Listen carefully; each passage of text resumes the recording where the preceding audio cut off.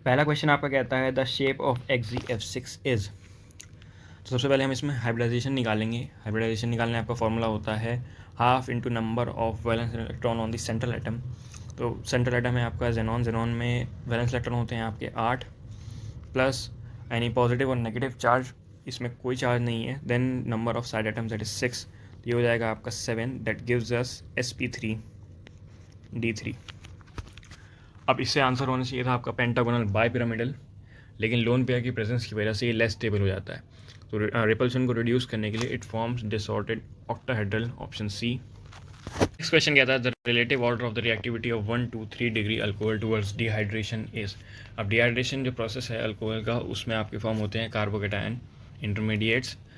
तो इसमें ऐसा होता है कि more will be the stability of carbocation, more will be the ease of alcohol towards dehydration. और स्टेबिलिटी ऑफ कार्बोकेटायन की बात करें तो उसका ऑर्डर होता है आपका 3, 2 देन 1 डिग्री। तो इससे आपका आंसर हो जाएगा ऑप्शन डी। कहता है arrange in decreasing order of nucleophilic addition. तो यहाँ पे आपका C2H5COCH3 ये लीस्ट एक्टिव हो जाएगा और HCHO मोस्ट एक्टिव हो जाएगा। इससे आपका ऑप्शन ए एलिमिनेट हो जाता है, वही आंसर होगा। ये होता है आपका स्टेरिक हिंड्रेंस और attachment of E donating group की वजह से। Next question, which of the following statements are true. Statement B and statement C are true, तो इससे आपका ऑप्शन हो जाएगा ऑप्शन बी। नेक्स्ट कहता है which of the following is not an application of adsorption process. अब adsorption process एक surface phenomenon है which includes accumulation of molecular species at the surface। तो इसमें देखा जाए तो सबसे पहला option control of humidity using silica gel and aluminium, option A, ये इसका एक एप्लीकेशन है। Separation of noble gases using charcoal, ये भी इसका एक एप्लीकेशन है। Removal of colouring matter from solutions using animal charcoal, ये भी आपका एक एप्लीकेशन है। Inversion of cane sugar using mineral acid as catalyst, ये आपका एक कैटलिक रिएक्शन है। तो ये आपका आंसर हो जाएगा ऑप्शन डी, क्योंकि इसने नॉट एन एप्लीकेशन पूछा है, तो ये आपका एक एप्लीकेशन नहीं है। Next question, question number 6, among the following statements choose the correct statements. Ionic solids are soft, ये स्टेटमेंट आपकी गलत है। आयनिक सॉलिड्स हार्ड और ब्रिटल होते हैं। Ionic solids have low melting and boiling point, ये स्टेटमेंट भी आपका गलत है। आयनिक सॉलिड्स का हाई मेल्टिंग और हाई बॉइलिंग पॉइंट होता है। Ionic solids conduct electricity in molten state, ये ट्रू है। Ionic solids are electrical insulator in solid state, ये भी ट्रू है। वो मॉल्टन स्टेट में इलेक्ट्रिसिटी इसलिए कंडक्ट कर पाते हैं क्योंकि उनके पास आयन्स जो होते हैं वो फ्री टू मूव होते हैं। नेक्स्ट है आपका इसमें ऑप्शन मैच करना। यहाँ पे आपका ऑप्शन डी और ऑप्शन सी सही है, जो सिर्फ एक ऑप्शन में, ऑप्शन ए में ACD। क्वेश्चन नंबर 7 कहता है atoms of element B form HCP lattice and those of element A occupy 2/3 of the tetrahedral voids. What is the form compound form by the elements A and B। तो इसमें हम suppose कर लेते हैं कि number of atoms of B in HCP lattice is n, then number of tetrahedral voids कितने होते हैं आपके 2n, और ऑक्टाहेड्रल वॉइड्स कितने होते हैं आपके n। Number of atoms A in HCP lattice is equal to 2n × 2/3, ये हो जाएगा आपका 4n/3। देन हम इसका रेशियो ले लेंगे 4n/3 इस टू n। जब आप इसे सॉल्व करेंगे तो ये हो जाएगा आपका 3 से 3 गया 4, 3, ऑप्शन बी सही हो जाएगा आपका। क्वेश्चन नंबर 8 कहता है आपका calculate the molarity of a solution containing 5 gram of NaOH in 450 millilitre of solution. अब मोलैरिटी का आपका फॉर्मूला होता है number of moles upon volume of solution in litres. तो सबसे पहले हम नंबर ऑफ मोल्स निकालेंगे। मोल्स निकालने का आपका फॉर्मूला होता है moles is equal to mass given upon molar mass. जब आप इसे रखेंगे तो हमें दिया गया है 5 ग्राम अपॉन मोलर मास कितना होता है NaOH का, आपका होता है 40। इससे आपका आ जाएगा 0.12। देन हम इस वैल्यू को मोलैरिटी के फॉर्मूले में रख देंगे, that is number of moles upon volume of solution in litre. Number of moles कितने हो गए आपके 0.12, और हमें 450 मिलीलीटर ऑफ सॉल्यूशन दिया है, इसे लीटर में कन्वर्ट करेंगे, दैट इज़ 0.450। आप ये सॉल्व करेंगे आंसर मिलेगा 0.278, option B. Among the following statements related to ionic conductance choose the correct statements. देखिए, ionic conductance depends on the nature of the electrolyte, ionic conductance depends on temperature, ionic conductance depends on nature of the solvent, it also depends on viscosity and size of the ions produced। अगर हम temperature बढ़ाएंगे तो ionic conductance आपका बढ़ जाता है। तो इसका आंसर हो जाएगा आपका A D E, option D. The products formed at the cathode and anode by the electrolysis of aqueous NaCl solution respectively are. तो देखिए, आपका कैथोड पे बनेगा H2 गैस एंड एनोड पे बनेगा Cl2। The artificial sweetener used only for cold food is. इसका right answer है आपका ऑप्शन सी। ये सिर्फ कोल्ड फूड के लिए यूज़ होता है क्योंकि ये डिकम्पोज हो जाता है at high temperatures. Next question number 13 कहता है the molecularity of the following elementary reaction is 1।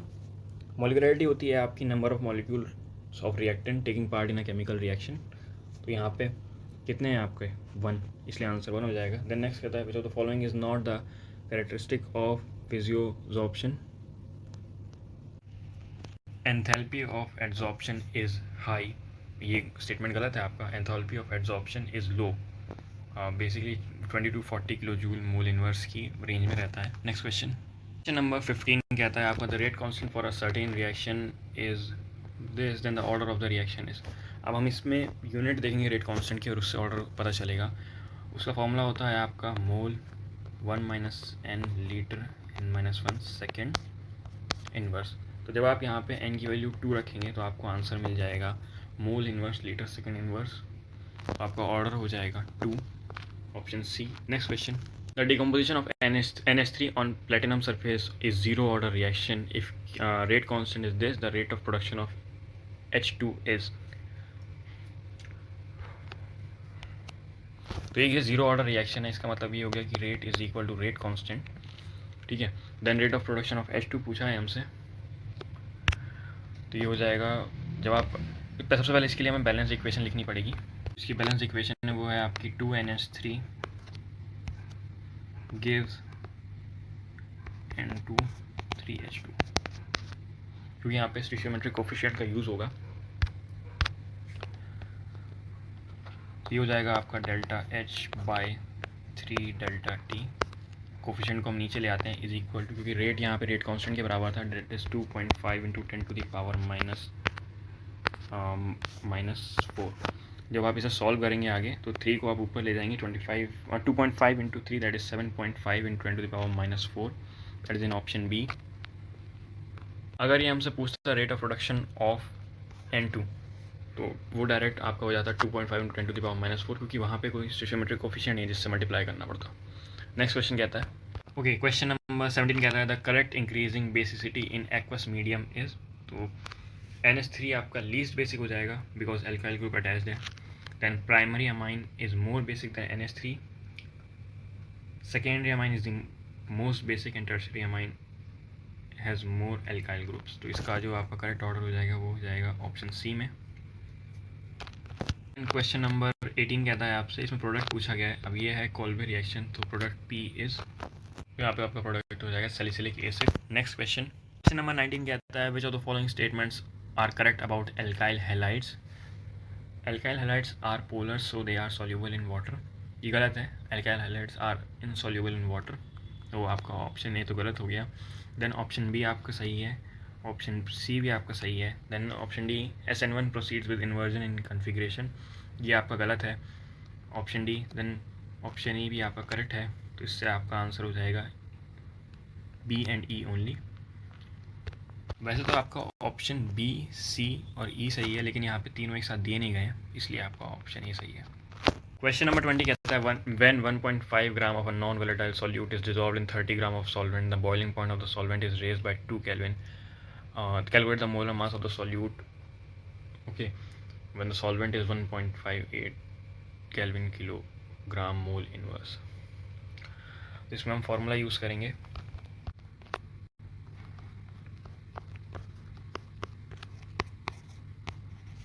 यहाँ पे m होता है आपका molality, that is number of moles of solute, upon solvent in kilograms.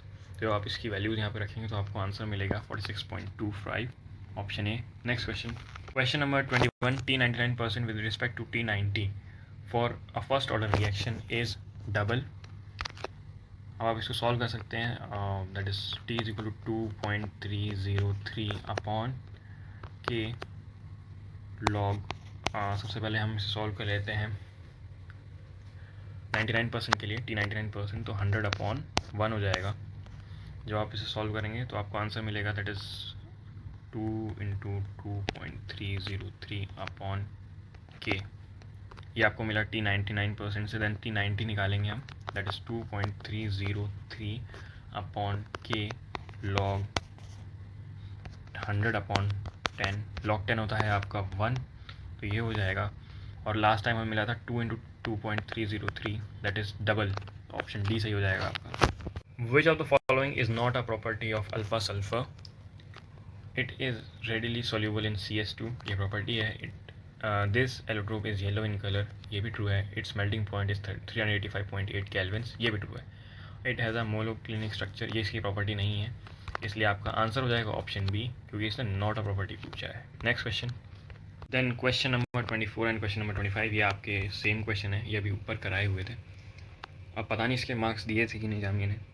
Then आपका आता है फिजिक्स का सेक्शन, वो सेकेंड वीडियो में कवर हुआ।